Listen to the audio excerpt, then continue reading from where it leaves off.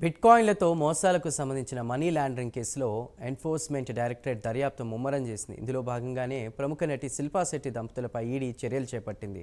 ఆమె భర్త రాజ్ కుంద్రాకు చెందిన 97.79 కోట్ల రూపాయలకు స్థిర చరాస్తులను అటాచ్ చేసింది. అందులో జుహూలోని ఓ నివాస ఫ్లాట్ శిల్పా శెట్టి పేరు మీద ఉన్నట్టు తెలిసింది. దీంతో పాటు పూణేలోని ఓ నివాస బంగ్లా రాజ్ కుంద్రా పేరు మీద ఈక్విటీ షేర్లను అటాచ్ చేసినట్లు వెల్లడించింది ఈడీ.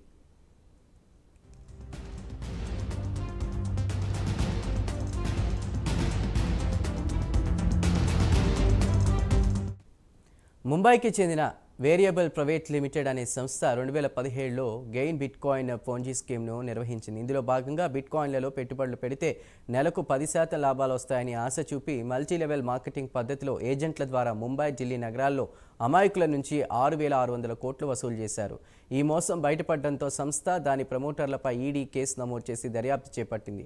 ఈ స్కామ్ మాస్టర్ మైండ్ అయిన అమిత్ భరద్వాజ్ నుంచి రాజ్ కుంద్రా 285 బిట్కాయిన్లను తీసుకున్నట్లు ఈడీ పేర్కొంది. వీటితో ఉక్రెయిన్లో బిట్కాయిన్ మైనింగ్ ఫామ్ ఏర్పాటు చేయాలని రాజ్ కుంద్రా ప్రణాళికలు వేసినట్లు తెలిపింది. ఈ కాయిన్లు ఇప్పటికే అతడి వద్ద ఉన్నాయని, ప్రస్తుత మార్కెట్ విలువ ప్రకారం వాటి విలువ 150 కోట్లకు పైనే ఉంటుందని వెల్లడించింది. ఈ క్రమంలోనే కేసు దర్యాప్తులో భాగంగా రాజ్ కుంద్రా ఆస్తులను అటాచ్ చేసింది ఈడీ.